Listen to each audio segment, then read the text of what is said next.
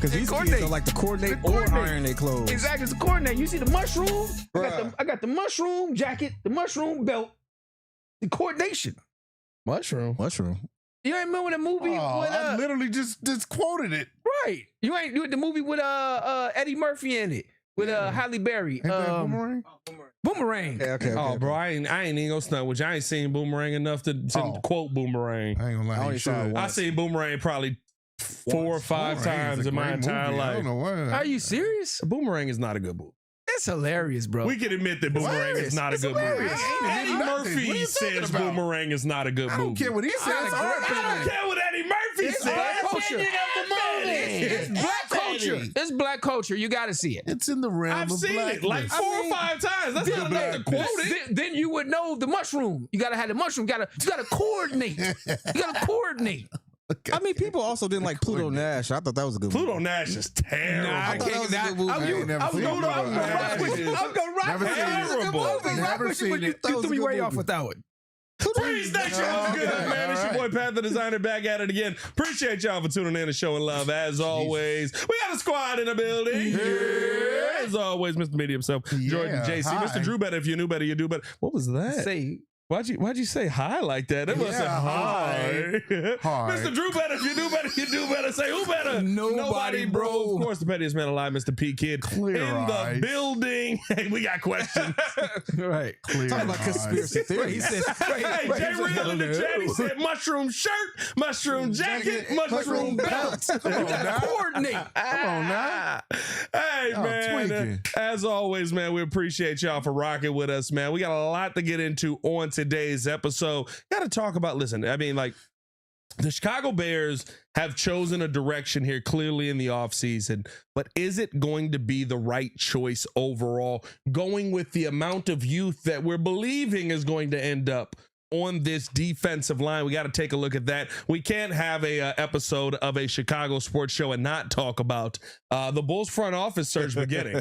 I mean, listen, like there's a lot going on here. Matt Lloyd seems to be the favorite to get the job right now, and it would be hilarious if Matt Lloyd traded for Io and then got Io back. That'd be hilarious. And we also got to do our NBA playoff predictions, all that and more on today's episode. Man, hit that like button, subscribe to the page, leave a 5-star review. Y'all know what to do. Alex, the Bears fan, already in the building with a $2 super chat. He said, "Can't rush sustained success. I trust the front office." I think that's going to be very, I would assume so. I was about to say, okay. Well, there isn't a front office in place for the Bulls right now, so I wouldn't trust We're on the hunt for it. Okay. I wouldn't trust it. By the way, did y'all see, JC, I know you've been doing the draft breakdown. Did you see the Bears have been looking heavily at Grabon? Hey, Grab on.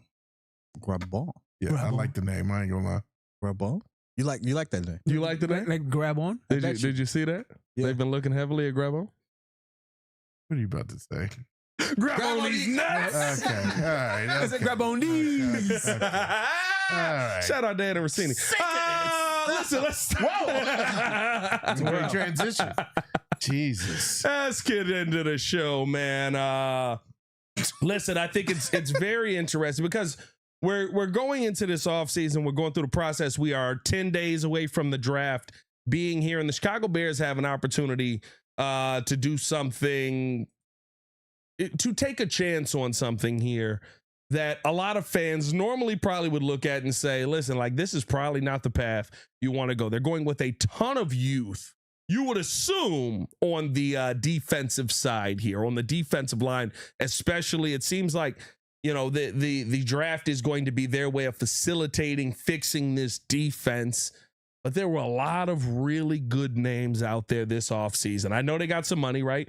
Jalen Phillips got the bag. That was kind of crazy. I wouldn't have gone there. Yeah. Max Crosby, you could have got for 2 first-round picks. I don't know if I would have done that as well. Yeah. And so it feels like you're following the path that the Bears were taking here mentally. But do you feel like, boys, this is going to be the path to success? Because youth usually leads to a lot of mistakes. Youth usually leads to a lot of problems early on that you have to develop out. And I don't know if Dennis Allen is going to get a ton of opportunity here, right? You'd be talking about 3-4 years before you see a Dennis Allen defense look like it's supposed to look like. If usually how development goes in the NFL happens here with the Chicago Bears, do you feel comfortable with the Bears going this route in the draft? I mean, honestly, for me, yes, I do. Look at the blueprint that they kind of laid out last year. You see all the rookies that had an impact on the Bears team to get us to how far we got to in the playoffs. Cal Guy, Colston Loveland, Luther Burden. The further we got along in the season, they were developed and leaned upon more and succeeded. And so I think this is where the coaching staff matters the most, is because you got your Dennis Allen, and obviously Eric Bieniemy's not here, but then you replaced him with a really good one. I can't remember his name right now. Something like that. I can't remember his name. The running backs coach. But Al Harris, Eric Stoodsville. Thank you, Eric Stoodsville. Thank you for that. Yeah, and so that's where you have the confidence. That's where I have my confidence, is that they can run it back and develop whoever they pick, and you lean on these young guys because they've shown that they can step up to the plate. The further the season goes along, you develop, and then now you're a part of that success. So yeah, I think that's the right route to go. So for me, I understand what JC's looking at it, but I'm looking at it from a different lens. I'm looking at it as we spent the bag on veterans and they didn't produce like we wanted them to. Dio, Grady. Oh yeah. And then a motivated Dio one day, motivated, and then Sweat. We put a lot of money into veterans thinking they were going to be able to come in here and produce. And now we're in a cap strapped situation because of all these veterans that we're playing on the defense, where why not go for the youth movement? It can't be any worse than it was the last couple years with veterans not playing up to par. So for me, yeah, I'll take the youth movement, because guess what? With the coaching staff that we have, they can be taught to play. As long as they have the skill set, which is in our people looking in our scouting. Mm-hmm. If our scouting and evaluation is up to par, then the coaching can take us and move up this the development stage faster for me. Ryan Pohl said one thing that I've been saying ever since he said it. So I'm gonna build through the draft. Yep. And that's exactly what he's done. We did go and try to get the vets, like you mentioned. Didn't work out. I have two different ways to approach that. The phrase, the wolf at the top climbing the hill was hungrier than the one at the top. How does that parlay into the situation? What was that phrase again? The wolf climbing the hill was hungrier than the one at the top. Okay. How does that parlay into this situation? The players that already got paid don't have the same hunger as the ones trying to get the bag. And that's pretty much, for the most part, that works out that way, right? And so you go into the situation where you get some young cats. They're really trying to make a name for themselves. You can really put some numbers on the board. And at the same time, we're stepping into the modern NFL. We're going to year 3 of Caleb. Coming outside this year, you talking about paying this man $200+ million. Coming outside this year, they're already preparing. Yeah. Per reports. Yeah. So guess what? You can't go out there and you say 200? 200? Yeah, 200. You a little low. 250. No, he's around 7. He's gonna be around 7. I'm low. Listen, he's proving my point. You're talking about a yearly basis. You proving my point. 200 over what? 2? I said 200 plus. I said 200+ mil. So you proving my point. You gotta pay. You gotta probably gonna be about. They ain't gonna be at least in the 500 mil by the time we get to that point. It's gonna be about 6. It's probably gonna be about 6. Well, I think teams are probably taking a different approach with quarterbacks a little bit because of the Dak Prescott contract. You got Pat Mahomes. Pat Mahomes got what, 550? Yeah, but that's but he restructured it though. You always gonna restructure. Yeah, he restructured it. You're gonna give him 600. You're gonna play for 2, and everything gonna be restructured because you can't pay one position $600 million. Pat got a 10-year deal for $500 million. That's different. But it's still restructured though, because you still have 40. You have $50 million a year. You can't put a team together that's going to be Super Bowl caliber with $50 million. 7 years, I think. Right? $50 million in one position. That's why. You give him that, but then you always restructure 2 years in. But Caleb, either way, you're going to have to give this man the Brinks truck on top of Brinks baggy truck, bag. pulling up to Soldier or Arlington or North West Indiana, wherever we gonna be at. You give him that $8 Wendy's big, huge, big bag. You got to bring up. It's double that. So when you look at all that, it's like, hey, he can't go out there and put a bunch of numbers on all these. You got to prepare for actually giving your first major contract in Bears history. Yeah. So it's like, it's all positioning for that. But the one thing I do, is I have trust in Ryan Post to get it done. He's been a wizard with getting it done. And the one thing you can build a farm system of qualified players who can help you compete if you have the right coaching staff in place. So you get the coaching staff in place first, you start building that out, and I think that's what ultimately where we are. I like what Lauren Crimson said. He said spending big in free agency is the mistake. Drafting well is how you sustain success.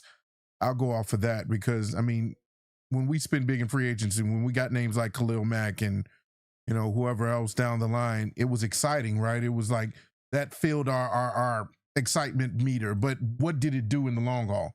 What did it do in the long run? It didn't do anything. It didn't sustain success. We had about a good 1 year of peak Khalil Mack, and then over time, it kind of just continued to trickle off. We didn't get as far in the playoffs as we thought we would under Matt Nagy and his regime. And so, yes, if you have to sustain success, you got to go through the draft because that's controllable players for a certain amount of time. Like you said, you can address the paying your quarterback all the money in the world. And that's how teams continue to open up those windows to win consistently.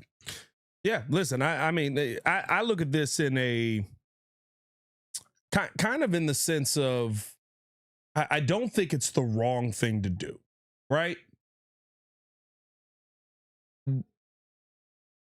I'm waiting to see if Ryan Poles will show us that he's making the right decisions at that position. Because here's the reality of it. Love that you brought in. What position? Defensive line. Okay. Yeah, I mean, like, listen, he hasn't proven he could draft a single defensive lineman. Name him. No, I can't. I mean, his bread and butter is defensive backs. Let's be honest. Let's be honest. I love him. Safeties and cornerbacks. It's pure excitement on Austin Booker. Yeah. It is not proven. I don't think Austin Booker has proven a single thing in the NFL. I don't know about that one though. I wouldn't go that far. I just don't think that he's made the most of his opportunity. Right, for sure. He's made the most for his opportunity. He made the most of his opportunity. Austin Booker played a lot last season, did he not? Dio Dangbo got hurt week 5? Sure. Yeah, that means Austin Booker was the starter since week 5. What was his sack total for the year? It was solid. I'm gonna be honest with you, like. But we can't sit here and say there was so many deficiencies that we just solely looking at him for a sack. No, but here's the thing: he had 4.5 sacks last year. Yeah. You off have the to bench. And how many snaps? He wasn't off the bench. He was our starting opposing. opposing. No, he wasn't starting the whole. He didn't start. He didn't start that 12 games. Started He didn't start 12 games. Dio Dangbo went out. Yes, he did. From the time Dio Dangbo went out, he started. How many games did he start? I don't think he started. I don't think he started. You got it right. No, he got hurt. Remember? Yeah, he got hurt. And then remember, after that, he's played in 10 games, 4.5 sacks in 10 games. That means and that's what I know. He didn't have start all them games. Like, well, you talk about two games that he didn't start. No, that's more than 4 games because he already played 2 games that he didn't start. Dio Dangbo got hurt week 5. Week 5? Week 6? He started the rest of the time. Devon Clark, Joe Tryon-Chirica was not the starter. Hold on. I'm gonna be honest with you. Joe Tryon showed he played 10 games. He got 4.5 sacks. He's not the guy we even paid for that. Right? Right. He's a 5th round guy. And we don't have everything on the line to even help. We're not getting enough. Can I say what my point is here? I mean, sure, go ahead. My point here is he didn't prove. I thought he did too. Wasn't done with anything. My point is he didn't prove anything. He didn't answer. So let me ask y'all this. Yeah. Austin Booker, unquestioned starter next season? I don't believe it's an unquestioned starter. Depends on who we draft. You're drafting an edge. We know we're drafting an edge. If we get Peter, we're drafting an edge. It depends on if we get Peter Woods in the first round. Peter Woods is interior. You get Malachi Lawrence or whatever in the second or whatever. I'm not putting Malachi over. It has to be.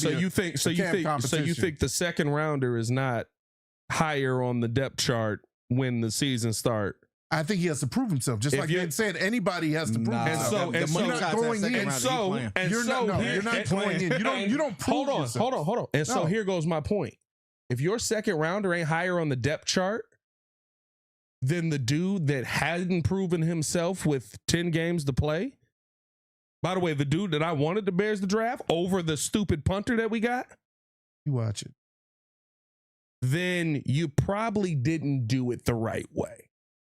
If your second round pick ain't a better player than the dude that Dennis Allen was like, I don't know if we should bring him back. I didn't necessarily say better player. I'm talking about proving that you can start at the very beginning. A person can be a really, really good player, but still need some time to adjust to the next level. I'm talking about Ben Johnson basically saying everybody on our roster, it doesn't matter what your name is, this is literally pure competition from the start. Like, I'm not just going to give it to you just because you're the first person that we picked in the draft. Which we know. Poston Loveland needed some time to ramp up. Luther needed some time to ramp up. Mainly due to injury. I was going to say, that's injury. That is not talent-wise. If training camp plays out perfectly and Colston Loveland walks on that field day one of training camp, you're probably talking about Colston Loveland being your starter from the first game. Who was our sack leader? Probably Montez. Montez with 10. Oh, that was another thing I was going to say. Montez got 10 at the end of the season. How many games did Montez play? All of them. Oh, yeah, 16. all of them. All of them. So all I'm saying is this. 17, Austin Booker with 17 now. With seven less games gave you about half the sack total that Montez got you. And I'm just saying, like, he hasn't had a full season to put up. Like, the numbers themselves kind of... Bro, it shows itself to be a decent defensive player. Like if you're not wrong. If you said 10 games and he gave me one sack, oh yeah, no, we ain't having a conversation. You're not wrong. Like, you're not wrong. I actually don't think he even played a full 10 games. I think he was a part-time starter. He was hurt. Booker. I think Booker was part-time. Like, he was rotational. Yeah, everyone is part-time. Right. No one plays every snap. No one plays every snap. I know, but it's like, he didn't play the majority of the snaps. I'm saying I don't remember him playing though. Like, towards the end of the season, yes, but I think between 5 and 7, he was rotating. It's something. Sure, I know. We talked about that a lot. No, I'm not. Yeah. I'm not saying. Listen, they were looking for an answer. Austin Booker won as the answer for last season. Did that mean he proved himself? No. Or did that mean that he showed that he was the answer of a rough situation? I think that it showed that he deserves an opportunity. Maybe I didn't say he didn't deserve an opportunity. What you just said, I think, is very pivotal in all of this, right? Let's say Austin Booker plays a full season and doubles his sack total. What is that? 9 sacks? 9 sacks. Yeah. Is 9 sacks an elite pass rusher? Borderline. Are you? No. I said borderline. Solid. Chase Young is 9 sacks. Yannick Ngakoue was known for getting 9 a year. Is he an elite pass rusher? Solid. I say he's a solid pass rusher. Right? Solid pass rusher. How many elite pass rushers have edges? You said what? How many in his position? How many of them have the deficiencies on the line that we have? In his position, it's like you have to make it apples to apples for it to be a true comparison. Sure, but my point is, we're looking at him doubling his sack total. He's a solid player. I would love that as a 5th round pick. 9 sacks is a 5th round pick. Yeah, you feel great about that. Like, keep in mind that he also had to fight DA just to get starting time because that wasn't his prototypical defensive end. Which is why that's why I say he was rotational. I'm right. That's why I say he was rotational. I agree. He didn't play the majority of the snaps when he did get when Dio went down, because I think they went to somebody else first, and then that person didn't work out. When Dio went down? When Dio went down, and then he came in later on. So yeah, I agree with you that he's not your starter per se, but I definitely like him as a rotational piece to help out with the pass rush. My point in all of this is, if you go into next season and you don't find better than Austin Booker at his best, are you not questioning Ryan Poles being able to find defensive linemen in the draft? If all 4 of my linemen have tons of pressures and at least 7 to 8 sacks. Like the Philly example. If I got 4 guys that's giving me 9 sacks, oh yeah, I'll take that. I'll take that. This is actually hold on. I'll take that. Javon Dexter has a breakout season next year in your mind? He's got 7, 8, 9. Yeah. 7. So you got. I mean, you're saying Javon Dexter has a breakout season. Grady Jarrett bounces back completely and turns into the Grady Jarrett that was in Atlanta, and Austin Booker turns into a 9-sack guy, and everything is phenomenal. That's the world that you're living in right now. That's not what I'm living in. I'm just saying that's what you just said. You said if everyone that we have turns into a great guy that can create all these pressures that they couldn't create, that we have seen on the field, couldn't create it. Then that's the moment where it goes, okay, that's the answer. I was saying that compared to having one guy, if Poles does what we want him to do in the draft. You gotta lean the other way so we can get you in the camera. My fault. If Poles does what we want him to do in the draft, and all of our linemen are close to double-digit sacks, I will be fine if he doesn't get that one guy that gives me 15. This is a real question. Right? I'd be fine with that. Help me out. Give me the guy outside of the anomalies who have very little help, meaning other players are not getting extreme pressure on the quarterback, that have double-digit sacks. You want to do this list? Garrett. I said outside the anomalies. Myles Garrett is a historic player. Max Crosby. Historic player. Trey, I mean, I don't know, but those three. Those three. Outside the anomalies. Those are the guys. Excluding the guys who are like in every trade talk and stuff like that. Give me the guy that's in Austin Booker's situation that's averaging double-digit sacks. I think you misunderstanding me. I'm not asking Austin Booker to average double-digit sacks. I know more than likely in this defense, Austin Booker is not going to be a guy that's going to be a 15-sack guy. That's not what I'm saying here. What I'm saying is you have to go into this draft. If we come out of this draft with as much defensive talent as we've talked about in this draft, and you don't have at least some kind of answer, let's say at a minimum, the answer is he takes Montez Sweat's job when he leaves. If you don't have that, do you feel comfortable with Ryan Poles drafting defensive line moving forward? Montez Sweat, 10.5 sacks. The answer but let's say you go out there and you find a guy that creates. Should Ryan Poles find a guy that creates more pressure than Montez Sweat in this draft? Sure. Eventually. I don't think for the long term, yes. I don't think it's a Ryan Poles thing. Well, it's all a Ryan Poles thing. The draft in itself is Ryan Poles' job. No. Let me ask you this question before we answer that. Outside of the Akeem Messidor and old boy David Bailey or whatever his name, I think it's David Bailey. Yeah, David Bailey. That's high. Are any of the guys that's fallen into the end of first round or second round, are any of them projected to be 15-sack guys? I say Mason Thomas looks like he could be one of those dominant guys. Reese, but he's still going top 10. I'm talking about everybody. Mason Thomas may be a second or third round pick. Zion Young, who we talked about the ceiling, right? Zion Young is a ceiling guy. I know. Could be an elite pass rusher. Elite pass rusher, but are we theoretically thinking they're 15-sack guy or are they on the 8 to 10-sack guy? Because then that goes back to my point is if I get 4 guys with 8 to 10 sacks, I don't need that 17, 22 sack guy. I don't need the Watt. I just need him to be on 3rd down and 8. By the way, he's going to give me pressures. I think that's me. So I won't be upset if I get 4 guys making that. Has gone into, can we find Myles Garrett? I'm not asking you for that. I'm asking you, can you find the lead pass rusher of this team? Do you think that Montez Sweat is the future as far as pass rush on this team? Future? No.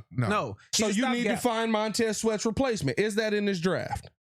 Possibly, yes. Potentially. I would say that. It depends on who you draft first. Here's the question. The draft in which we go find here's the question.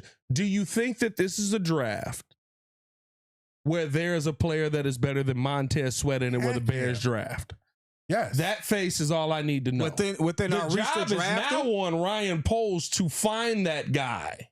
I don't think that and get that done. If we come out of this and we look at other teams that are in this draft and we say, man, I really wish he was here. You talking about the if we miss out on another verse. That's what you're saying. If we miss out on another verse. Because Jared Verse is Jared Verse, what was he? He was 8. Very good. He was 8? No, Jared Verse was 10, right? Because we took Rome. I know, but you say Jared that Verse actually might be your answer. To that question you just asked. No, Jared Verse was 10. So if you got a top 10 pick, Very good you shouldn't be missing on top 10 picks. Guess what? The biggest question that we're asking this year is Rome Odunze going to fit into being the 9th overall pick? Kind of does.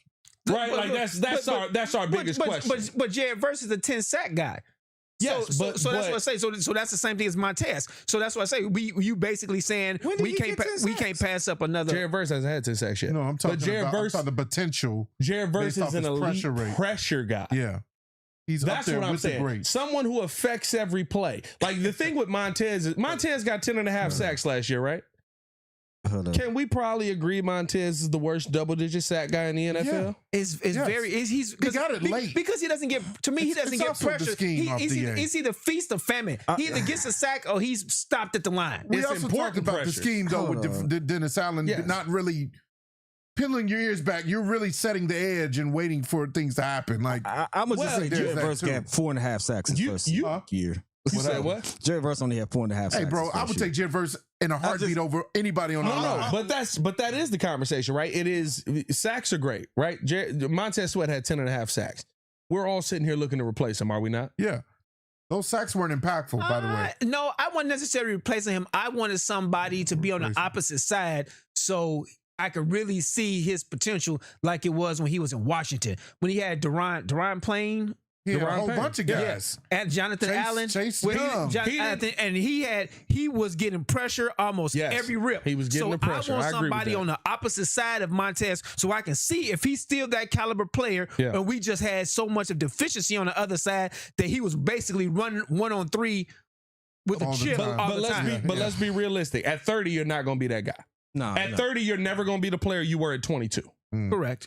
You know what I mean? Like we just got to be realistic about this. So moving forward, we're probably looking to replace what Montez is right now. I think that my point in all of this, we need two. Yeah, 100%. Okay. My point in all of this is I think that player exists in this draft.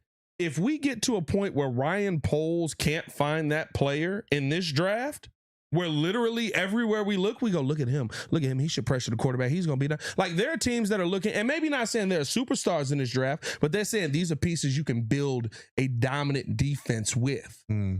If we leave this draft without one of those, we got massive questions on the GM building a defense. Now, that don't mean you can't build an offense. That don't mean you can't find the right coaching staff. That don't mean Joe Burrow went to a Super Bowl.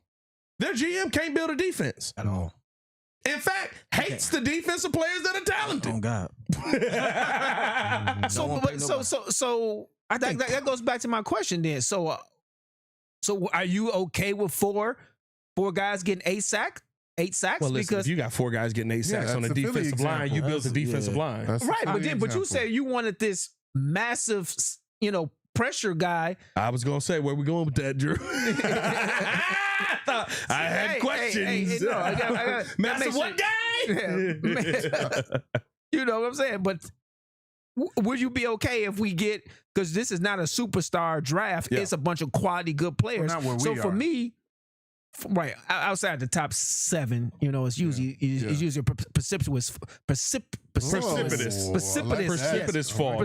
fall off in Hall of Fame talent wise usually. But you can always find a diamond in the rough. So are you okay with finding that 5 to 7 sack guy like Booker? I think context matters so much. That has upside. Yeah. I'm fine with finding a guy with upside. I'm not fine with you. I'm not fine with you going out and getting a piece in the first or the second because we know what these are. These are supposed to be starters. Yes. And history tells us on the defensive line, Ryan Poles has struggled finding starters that you look at and say that guy's impactful every down, or that guy's impactful 75% of the downs, or that guy's impactful 60% of the downs on the defensive line.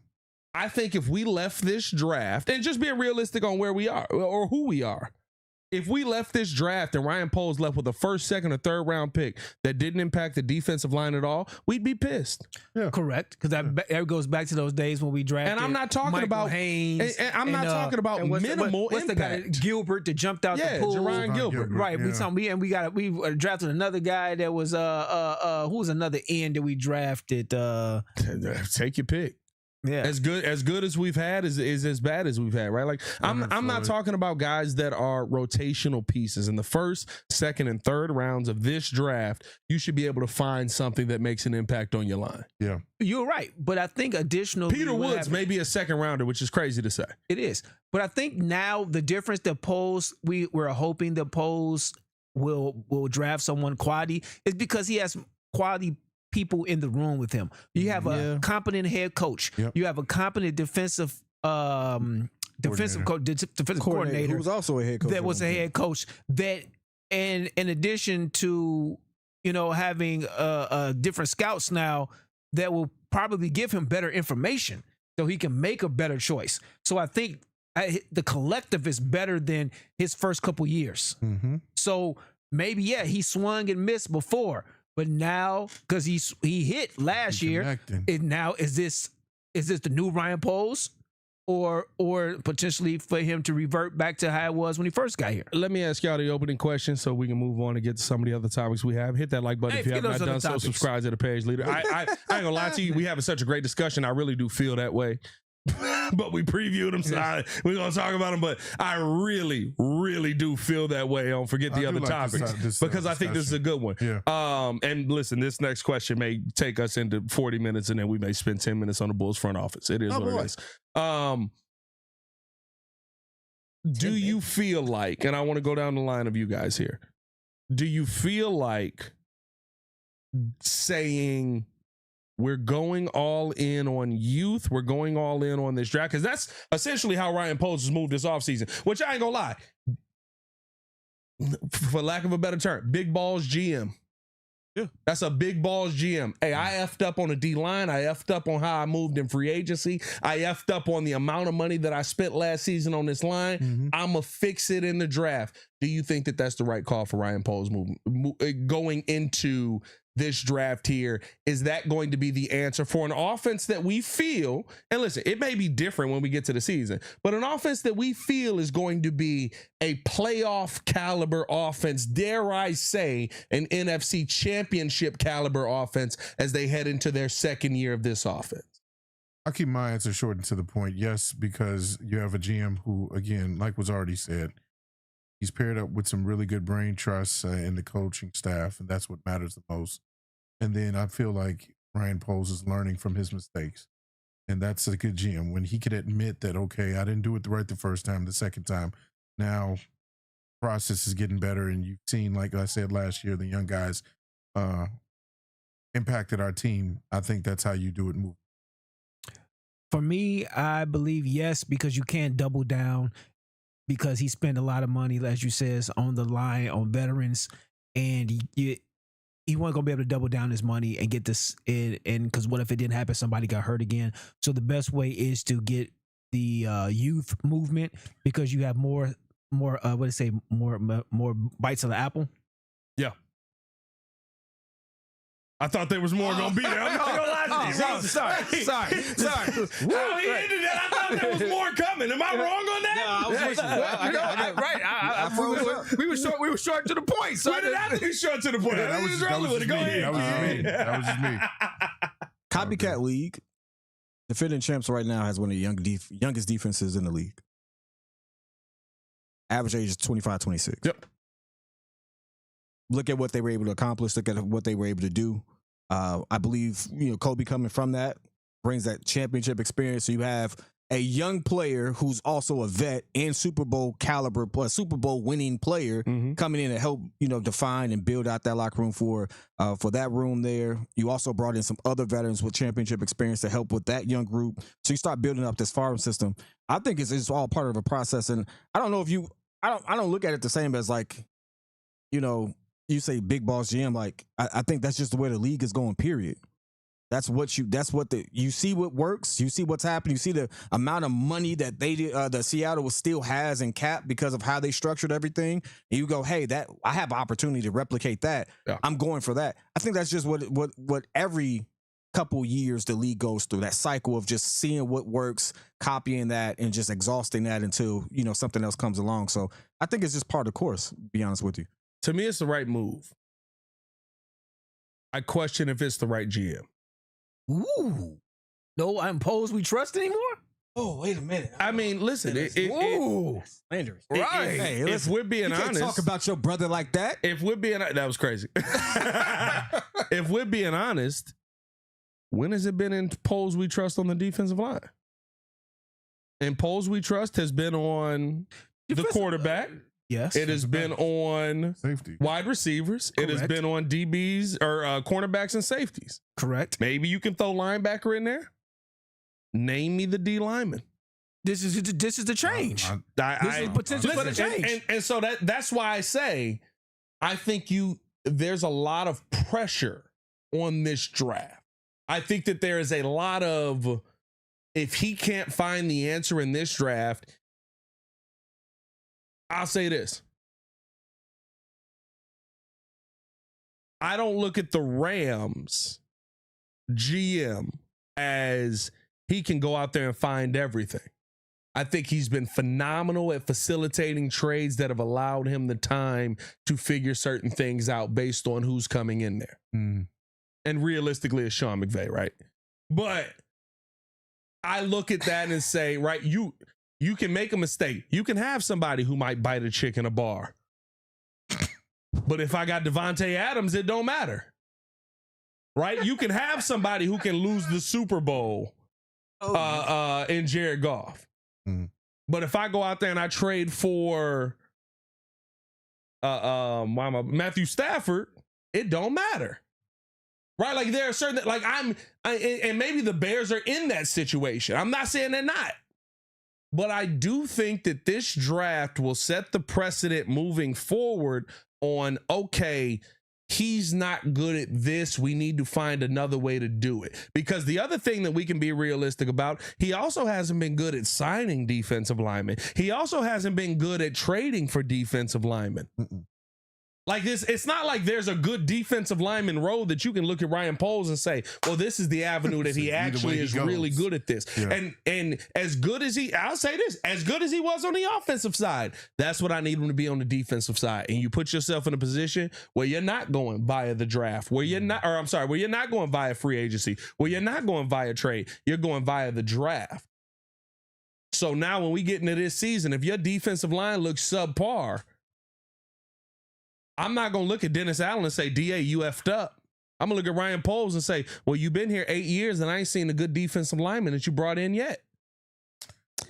You know, my only pushback to that is this. Like, I know the whole topic is defense, but when you said, hey, you question the GM getting it done, and I totally understand where you're coming from. Every GM has a blind spot. 100%. This may be his blind spot. That's a bad blind spot to have. That's a real bad blind spot to have. Very important. You are very right. And that's why I brought the Rams up, right? There are certain blind spots the Rams have, and we've seen how elite they are. But that's a real bad blind spot to have. I'd rather you have a blind spot in a situation where your team led the league in takeaways and you put all that together and you were able to tool that. And you got a competent offensive line together to keep your star QB upright. I would love that. Like the way that he's been able to work around his deficiencies says more to me than whether or not he comes out with an impactful defensive lineman here. No matter what we say, it has been and will be for the next couple of years all about the offense being able to put points on the board and staying in the game. When you said it wasn't, we were split on that. It was all about Caleb's development. I said, no, it has to be about that. No, it's all about Caleb's development. You have to get Caleb to take the next leap. The next part, you got to get Rome to take the next leap. That team will go as far as that offense is going to take them. Which elite offense that didn't have a defense won a Super Bowl in the last 10 years? Greatest show. 10 years. The original Kansas City. Oh, the first Kansas City team, right? That's the one. I was a bit of an anomaly, but you think? No, but they're not. But they little bit of a wild card team. But they didn't. They had made Chris Jones made impactful plays, and I think the corner made an impactful play right when they needed it. So they didn't have a great defense. But we don't have defense. But you had plays that needed to be made, and they was made. We have no defense. That's not the Bears. No, we don't have no defense. We may lack in run stopping and certain pressures, but we don't have no defense. You don't lead the league in takeaways and not have a defense. But here's the thing, right? Leading the league in takeaways usually is not replicable. And takeaways also mean the fumbles we create and stuff like that. That's it's usually not replicable. and you let a lot of those players that had those takeaways go. On top of that, you also live in a world where you are one of the bottom teams in run stopping and one of the bottom teams in pass rush pressure. That means you probably won't be representing Chicago in the Super Bowl. I guarantee you let it get to 2 more years of Ryan Poles not being able to build a defensive line, and Bears fans, Chicago will be calling for his head. So my only question though, and this goes back to P. Kidd's point, because I was going to ask you, bro, do you think that at a certain point though, because you can say every GM has a blind spot, and we can kind of gloss over that for a time, do you think that GM should still have improvement on that blind spot, given the staff around him getting better? Because I agree that if you said Eberflus and whoever the jamokes were that were on the offensive coordinator line, I'm with you. I would think that he would stand pat with that. But now you got Ben and Al and all these, the brain trust, lineman crutch, like the whole team, right? The brain trust. Do you think that weakness should kind of slowly start to turn a little bit stronger? It better be. Absolutely, because that's part of the staff that he hires to fill in those gaps. Yeah. That's part of the scouting team to go out there and do that. Like, Ryan Poles is going to get the credit and he's going to get the axe for any decision that's made. Yeah. But it's more than one person that is a part of that conversation. When that player gets drafted, very rarely is it, oh, that guy just went rogue. No, it's like a committee that comes together for these decisions, and you have to make that work. So I'm not walking into this draft thinking that Ryan Poles can't draft. I'm thinking, hey, DA is very pivotal in that conversation. Yeah. This is a reflection of him on who gets drafted based off of their positioning as well. So I'm just at that point where it's like I have more faith that Ryan Poles is conscious and cognizant of his deficiencies. He's put the right people in a room with him, and he's going to give them the room to do their jobs as well and have input, and he's going to give them the tools necessary or the picks or whatever to do what they need to do. And when it doesn't work, there's equal accountability in that. That's just how I'm looking at it. Mm-hmm. Yeah. I would say equal accountability is who's accountable for building the team. If the wrong players are picked on the defensive side, we're not going to look at Dennis Allen and say, oh, God, you gave him the wrong pieces. We're going to look at Ryan Poles and say, hey, you kept doing what you was doing. No, you can't really say that. Because you're who's the GM? No. The GM has the last say. The GM has the last say. So. You get the praise, you get the blame. But you also are the scouts hired by Dennis Allen? No, but I'm saying, are the people that are looking at the college football players that are consistently playing hired by Dennis Allen? Can I ask Michael? I'm just saying, how does it work? Usually, there's really good pieces that the scouts come in the room and say, we think that you would love this guy, and then they tell the coach to come look at him. That's how it works. But it's not Dennis Allen going through college tape and burning through it every hour. But they also, as you said before, Dennis Allen has a specific defensive player that he needs to make his system work. Yes, he does. Just like Ben Johnson has specific offensive players that he needs to have his system work. Yes, he does. So therefore, your scouts are being told, find these players with these attributes. So that's true. So Poles has the final say so, yes, but it is a collective that I need these type players. I can't make these type of players work, but I can make these type of players work. Yes. But you have to have talent.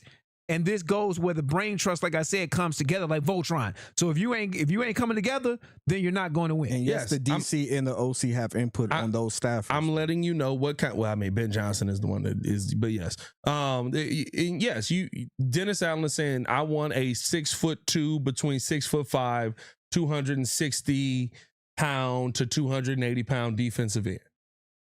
That is what he's telling the scouts to do. Who employs those scouts?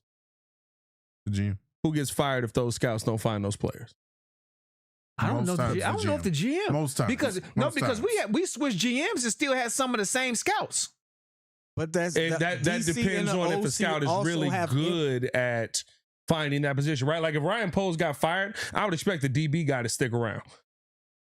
Like the DB guy just every draft we just like, well, I don't know, he can play, I don't know. But the DC and the OC do have input on who is on that scout team, though. No. Yes, they do. No, they don't. Not at all. You have no input on who Ryan Poles hires as his scouts. Now, you can say, I like this guy and he has found me X, Y, and Z player in the past. But Dennis Allen didn't show up and say, hire 4 scouts for me. Mm. Your GM hires the scouts. Your GM sends people out to look at the players that find these pieces. Now, some scouts also get fired because their specialty may not be what Dennis Allen is looking for on the defensive end. That game got out of hand quick, didn't it? Yeah. It did. We got the Pittsburgh Washington game on here, bro. I thought it was an English. Hey, look at And it's still going. And it's still He just going. hit a digger. It's 15-1. When we started the show, crazy. it was 1-1. It was 1-1 when we started the show. No, it was 2-1. Was it 2-1 when we started the show? It was 2-1 when we started the show. We are And that's 15-1. 45 minutes into this show. It is 15-1. They got a whole nother 3 innings. It's a lot of time There's left. a lot of time left. But as a fantasy owner, as somebody who's on the fantasy, I'm doing phenomenal. You don't even do fantasy I'm baseball. doing phenomenal. Hey man, hit that like button, subscribe to the page, leave a 5-star review. Y'all know what to do. Yeah, that's how they got welding it's welding Pittsburgh. helmet and cones. Yeah, it's Pittsburgh. Okay. What's the cones? That makes sense, actually.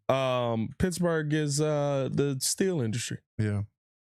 So it's like, working with steel. I don't watch baseball like that. I love me some good Respect. base of the balls. Baseball? Do you like a good baseball? I'm a fan of it. Hey man, hit that like button, subscribe to the page, leave a 5-star review. Y'all know what to do. Big shout out to y'all. Oh, good play there. He dropped the ball. 2 outs and he's safe at first. Hit that like button, subscribe to the page, leave a 5-star review. Y'all know what to do. Let's keep the conversation going. Listen, we're talking about front offices making impactful plays. We're talking about front offices going out here and realistically doing their job the right way, right? The Chicago Bulls have to find that front office. It is not great. All right, and we go on to next time. And we're going into basketball here.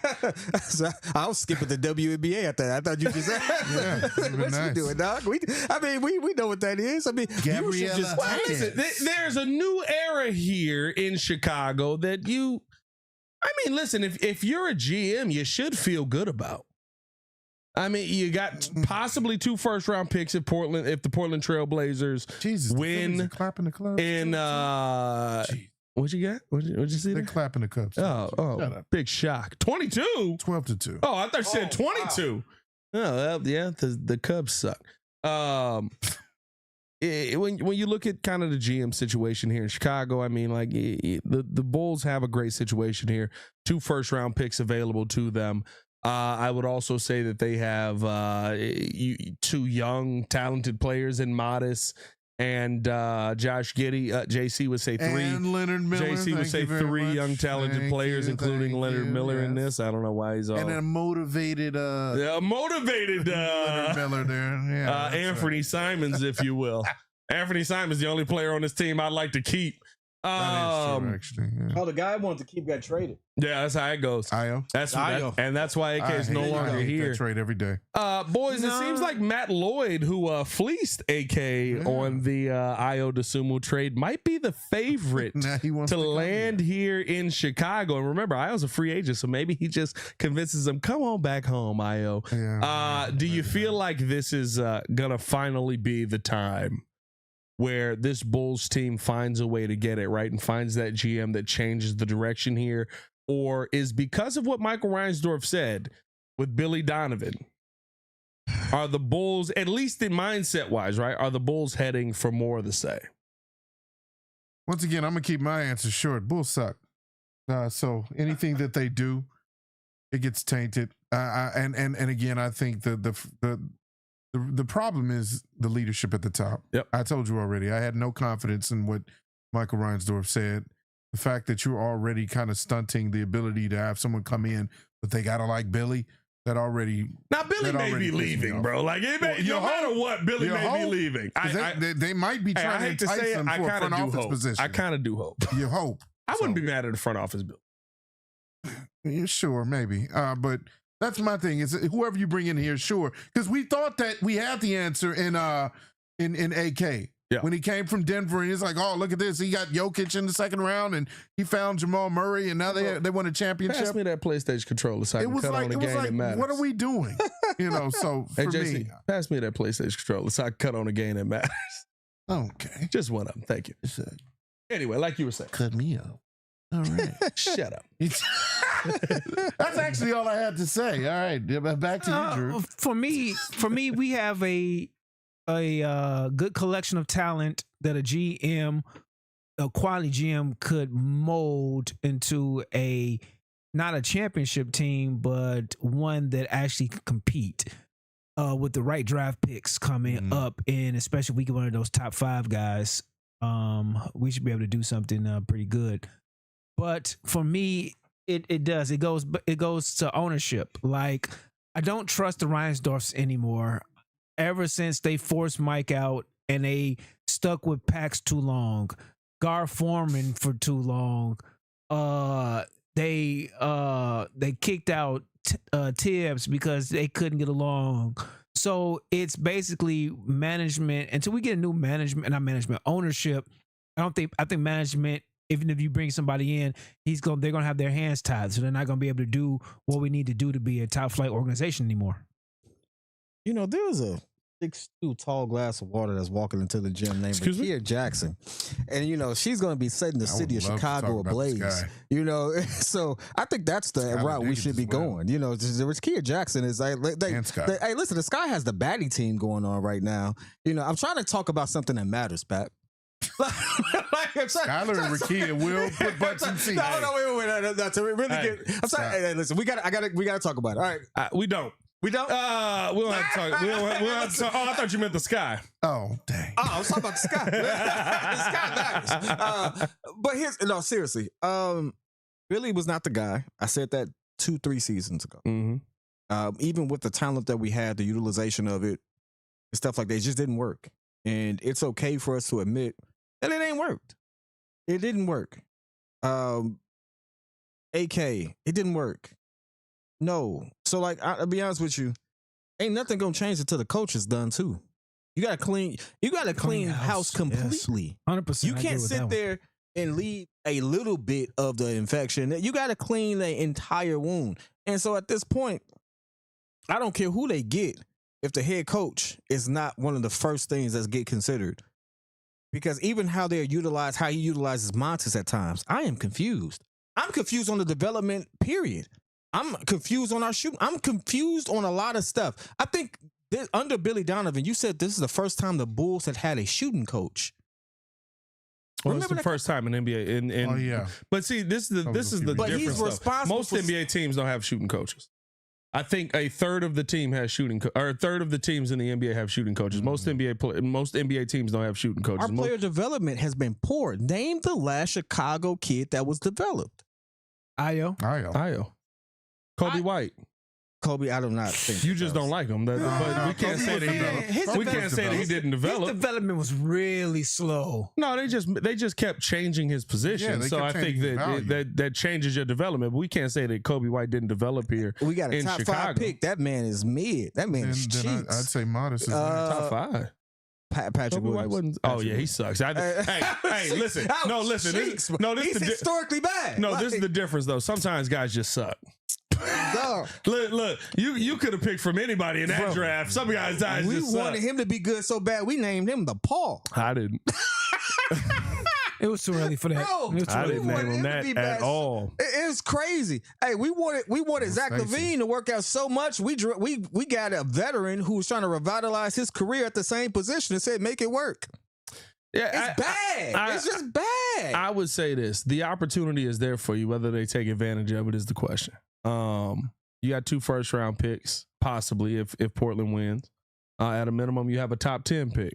I think that you have all the money in the world to work with. You have, I would assume, what is going to be again, like people are losing their minds over Billy Donovan and the coaching vacancy. I would assume that you're probably living in a world that your coaching vacancy is probably going to be legitimate. I think that Billy Donovan is not going to be the coach of the Chicago Bulls next year. Probably in a situation, he had already said, he might step away because of the whole situation with his father passing and things like that. And then, a rebuild happens. To me, the bottom line of all of this is if you go with the best candidate, you have the opportunity to be great. And to me, Bob Myers is the guy that you need to convince. Yes. Matthew Lloyd is interesting. Yes. I'm not going to say that Matthew Lloyd is not interesting. Bob Myers. I've heard Cal Corver's name. All right, I heard Kyle Corver. I heard hate Kyle Corver. Kyle Corver. That's called Dunleavy Jr. Don't fall into that, bro. And it's one guy that's called hiring within the family. No, why are you going out and get? Too. What's Mike Dunleavy's best move? Not getting the most for Jonathan Kuminga. I said Cal Corver, but Kyle Corver don't have a move.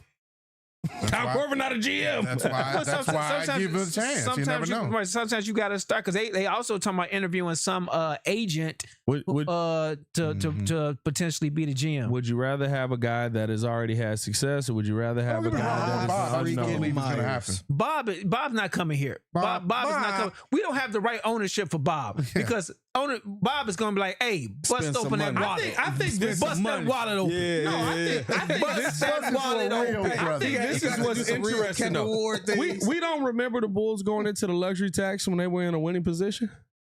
The thing that I like about Jerry, and I know that this is not the thing that fans like about Jerry. Oh, Jerry did put together a good team. Jerry, when Jerry he was responsible, sees a team that he feels can win a championship, he has no problem going into the luxury tax. What's the last team that you felt could have won a championship here? The Bulls with the Derrick Rose Bulls. Yeah, they went to luxury. You thought the Lonzo Bulls could win a championship? Honestly, I thought that they could have competed. That says a lot. I'm just looking at if they were all healthy. They were literally first in the East for a week. No, it was for 3 months. It was for 3 months. It was for 3 months. They was there for a while. It was 35 games. They had a squad. They just overlooked that. They competed for a championship. They were on their way. You can't say they couldn't if they went first in the East. Like, all right, well, hey, that's my opinion. You right. Sticking to it. You absolutely right. So Derrick Rose Bulls. That's what I'm thinking. Screw you guys. When the Derrick Rose, because they got to the playoffs. When the Derrick Rose Bulls were together, did the Bulls get to the playoffs in that year too with DeMar and the Bulls got to the playoffs as the 8th seed. Oh, I'm sorry, it's the 6th seed because the player they got there. Okay, they got. I'm with you. I'll go Derrick Rose. I'll go Derrick Rose. No, after they got healthy in the second half of the season outside of Lonzo. Lonzo was still banged up. But after they got healthy and won 5 games over the last 36. But guess what you have to do for Jerry to open up his wallet? Shut up, buddy. You gotta win. You gotta win. You gotta have a GM. You gotta have a coach. What's the point? And who's in charge of all this? Ownership at the end of the line, end of the day, is in charge of all of it down. Let me ask you this. So what's the point of going first? What's the point of going into the luxury tax? You let Drew finish. Go ahead, Drew. Go ahead, Drew. I'm moving on. Go ahead. No, go ahead, man. No, go ahead. Go ahead. What's the point of going into the luxury tax if you're not gonna win? Well, yeah, true. Unless you just want butts and seats. Well, we got that already. Numbers. Well, that's what I'm saying. Unless you don't have that, you want to get somebody like. If you are owner, butts and seats is important. We got that. Let's be for real. If you're an owner, the Bulls led the league in attendance this year again. I don't know how. Because it's cold. Mikey Day, what? I keep saying this. It's cold outside. In the wintertime, it's not much to do. It's cold out there, dog. Are the Bears, like the Cubs of old? Yeah. What you mean? Where you would just go to Wrigley for a social gathering and really wouldn't watch the team? Yeah, 100%. I said Bulls. I said Bears. Did I say Bears? You said Bears. I said Bears. I'm sorry. Are the Bulls the Cubs of old? Yeah, 100% too. Mm-hmm. Yeah. You just go there, just be like, oh, I'm at the game. Take a little picture. No, it's inside. You don't care about none of that. It's inside. That heat is in there. I don't have to spend $200. I told you. The 100 level is all corporate. Corporate, yeah. The 100 level is mostly corporate. Here's my thing, though. If Reinsdorf goes into the luxury tax because he feels he has a team that can win a championship, why didn't he keep the Bulls together in the back in the day? He did. He did not. I'm talking about when they were clearly He did not. He forced not going to be here anymore. He forced Phil out. He wouldn't pay Pip. He didn't force Phil out. We've already proven this. Phil Jackson said this in his book. He forced Phil. Oh, if the relationship would have been better, if the relationship would have been better, Phil would have stayed. Not true. Phil Jackson said he was walking away from coaching because his marriage fell apart. Hold on. Why didn't two things could be true? Okay, it could be true, but that Phil put that in his book because Phil got a book and he is capping in half that book. And it is true what you're saying because that was well documented that no matter what, that was going to be the last season they was together. That was going to be the last season And they were together. and it didn't start with Phil Jackson saying he was going to walk away because of personal reasons. It started because Jerry said, Jerry said that no matter what, I'm moving on. Jerry Krause. Yeah. I'm not paying. That Jerry, not Reinsdorf, but Krause. Krause said, I'm not paying. Is well documented. It is well documented. So both of those things could be true. But if the coach says I'm not coming back because of my personal reasons, it don't matter what the GM said. If order operations was Jerry, go ahead. See, you know this more you. Exactly. So no, Jerry was like, I'm not paying Pip, I'm not paying this, and I'm not paying that. Right. So because Jordan came back on the 1 year deal, it's like they must run it back for this 1 year. Yep. If Krause would have said, I'm paying everybody carte blanche to pay, everybody's open, they would have ran that back until they lost. Now that may be true. I'm not saying that's not true. Pip back was bad. Mm-hmm. So are we running it back? I would have ran it back. I would have ran it back if we lost. You should pay. Is that an open question? Mike's regret said that we did not lose. Hey. We went undefeated. So they would have kept running it back. Went to Portland and made it to the final. That next year he made it back. How much of that season he played? That next season he played. He did play. How much of that season he played? Pip was banged up all year. Just like he was banged up here in Chicago. The 98 year, he was banged up. He was banged up all year. So you keep running it back until you can't. So your argument is sign a hurt player. Michael Jordan's argument was off a three-peat. Yes, his state and paraphrasing was, "You allowed me to go out on my own sword. I brought you 6 championships." Sure. So at that point, my team back. Let me run my team back. Don't make the decision for me. So, kid, as a smart businessman, what you doing? Running my team back. If it wasn't for the lockout, I would have ran it back. The lockout? The lockout. They had the lockout. was in 94. No, the lockout was in 99. 99. So that was another reason why he didn't Jordan didn't come back. Right. Because of the lockout. He wasn't going through all that. So, and again, that was in The Last Dance. I'm talking about stuff Jordan said. No, yeah. So at this point, like, if it wasn't for that, I would have ran it back because you would have signed Pippen to the multi-year deal that he was looking for. Because Pippen wasn't looking for a 1 year deal. Remember, Pippen signed a multi-year deal with Portland. I would have signed in 2 years. I would have gave him 2 years. I would have gave him that bag. I would have gave him that Jordan money. You signing Pip to a because this is I know Kid is a businessman. He gonna do smart business. Hold on, wait, you signing Pip to a multi-year deal with a bad bag. Time out. I gotta see how big the contract. I gotta see how big the contract. I'm not gonna lie. I gotta see how big the contract was. Because you mentally gonna convert it to this year. Convert it back then. I am. What was Pip contract back then? By the way, the point of all of this is we go into the old basketball conversation is we don't believe they're going to get it right. Pretty much. Hey, realistically, none of us believe they're going to get it right because we haven't seen them get it right in what? Ever 20 years. You were gonna say 20 because you were handcrafted. It's 20 years because if we did a good job. If we didn't get Derrick Rose, we would have been. You were given Derrick futile. Rose. Yes, but no, we weren't futile because we went to the playoffs and we got to the second round with Kirk and Luol and all them boys. Like Paxson had built a solid team. Look at his face. No. What is it? 5 year, $67 million deal. When you break it down, Pip was not a premier player. 5 years, $67 million. He was in 99. In 99, Pippen joined the Blazers. No, I get it. There's nothing. Dude, $67 million. It's nothing because over 5 years. Vin Baker was you got 100 the highest contract. Vin Baker was 100 something. KG was in talks of getting 120, 120, 130. No, Shaq had got the 120. Shaq had got the 120 because he's on the Lakers. Yeah, no, the numbers was up. Right, because Big Dog Glenn Robinson that got paid. Right, Vin Baker made 100. You lock it, but you got to think this ain't back in the day when you could just get out of a deal, boys. But no, my 5 years was 5 years. My point was, I would have gave him the 20. 5 years. I would have gave him the 2 years on this team for 5 years. No, I would have gave him 2 year, $30 million. I would have gave him 2 year 30. I would have gave him a 2 year 30. You got to think about it. $14 million a year. I would have gave him the 2 year 30. And Pip at that time, back and all, was still a top 20 Pip player. wasn't looking to take that because he had kept taking because he was stuck. But I would have offered it to keep my championship window open. But you got to think about that situation. No, you said the bag. You said Jerry would open up the bag. I got 3 championships in a row. I got 6 championships in 8 years. I'm going to open up that bag. Give me 2 years, $30 million. Were Pip and Jerry on good terms? That's not the point. Yes.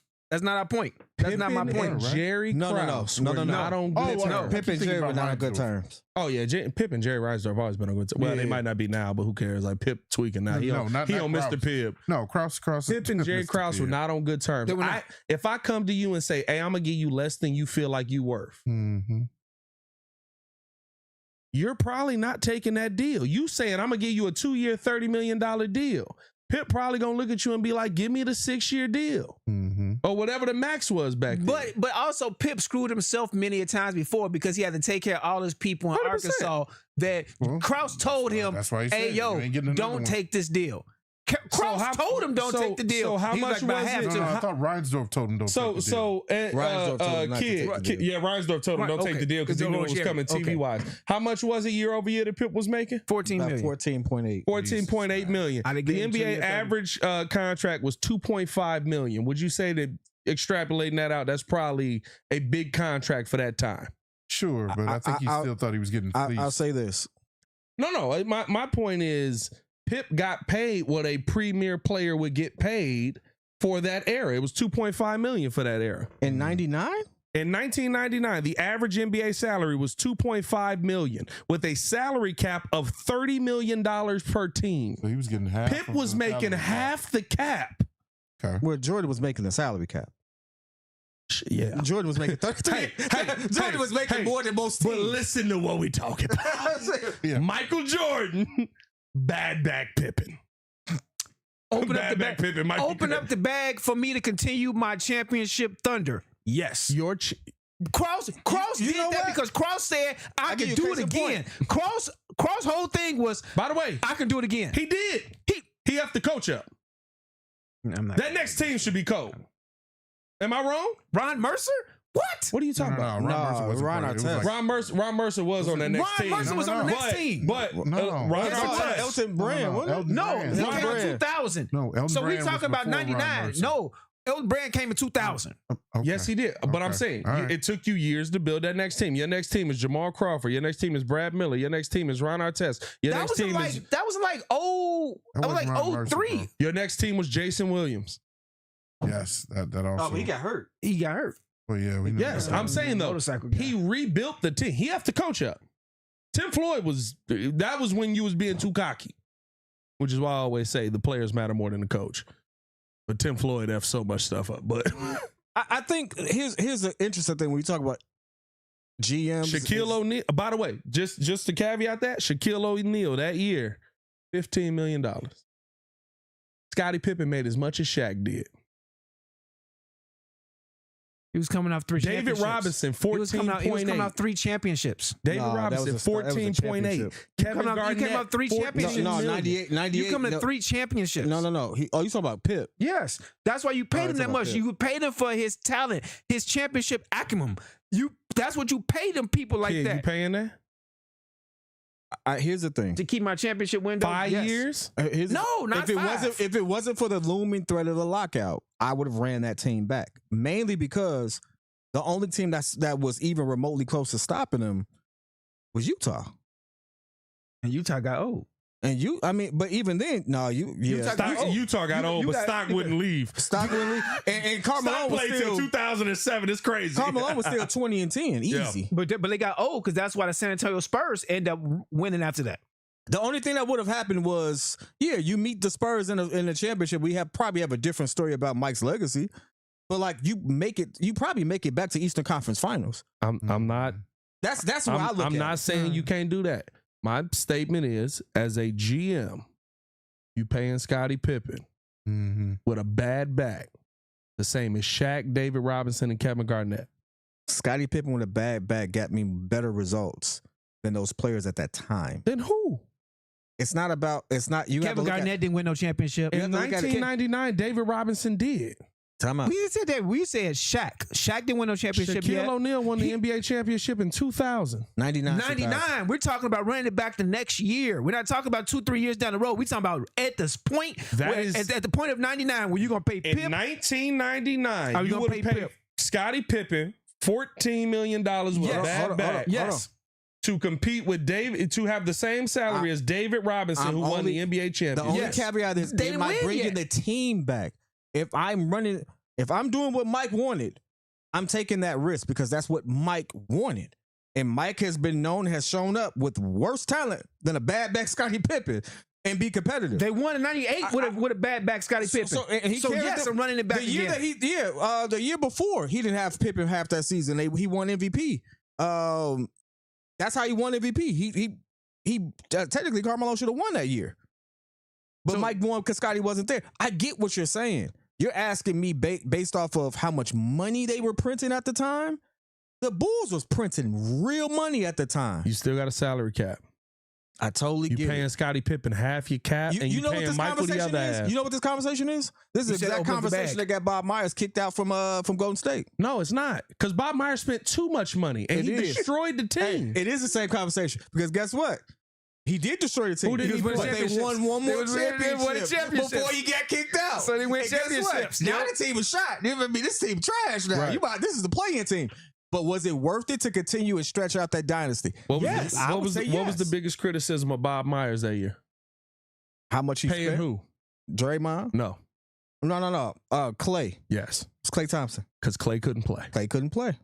And Clay didn't do nothing but come back for the finals. I think he came back to series before. He had a good series before. But you kept the team together. You got a championship out of it. You did. You kept the team together until it went in the league that never won a championship. You got one more out of it. Right. You kept it. Right. You take that risk. And who ain't got no job? Take that risk. Hey, and who ain't got no job? Well, Bob got to get another job. You know what Bob did? You know what Bob did? You want Bob? Woo! Baghdad bombed out. Let me get Bob in here. You want? Wait. Check this out. No. Check this out. Why did he say bring Bob over here? Open up the bag. As long as he brings us a championship, it don't matter. You just said that two episodes ago. What did I say? You said 2 episodes ago. Say the full statement. Don't care if he. I don't care. Your full statement was, I'm going to paraphrase it. I don't bring him here. Yes, it is. You bring him here if he's going to win a championship. No, my full statement was, if Bob Myers comes in here, drafts 3 Hall of Famers. You didn't say nothing about Hall of Famers. You said 100%. You said bring championship. 100%. JC, we can pull the clip up. JC, what I say? You did. I know I did, because I know what I said. You said 3 Hall of Famers. I said if Bob Myers walks in this building, he brings you 3 Hall of Famers, he wins you 4 championships, then we ain't got no questions about it. I don't care what he does in 10 years. Just like I didn't care what Jerry did 10 years after he did it.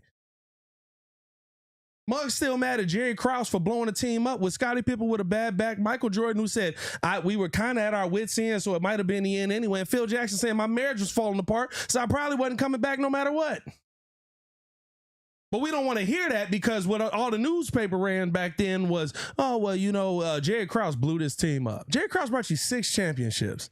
I hate when old Bulls fans cry about this much. I mean, but he didn't. I hate when young Bulls fans don't understand the impact of championship. We can both say what we Bob upset Myers about. drafted Klay Thompson. Bob Myers drafted Draymond Green. Bob Myers drafted, or he traded for, he didn't draft Steph, so he only drafted 2 players. He drafted some good players. The previous guy drafted Steph. The previous guy drafted Steph. He drafted 2 Hall of Famers. Who made the toughest decision?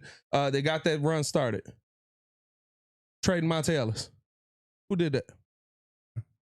Who said these 2 players can't coexist on the court at the same time when Monte Ellis was the most beloved player in Golden State? That's true. I give you that. I will give you that. Who got booed in front of a crowd when he retired Run TMC's number because he said, listen, I know it's going to be ugly, but I guarantee you we win here. In front of the fans. Mm. And then won 4 of them things. 4 of them things. Because he stuck with it and paid Klay Thompson.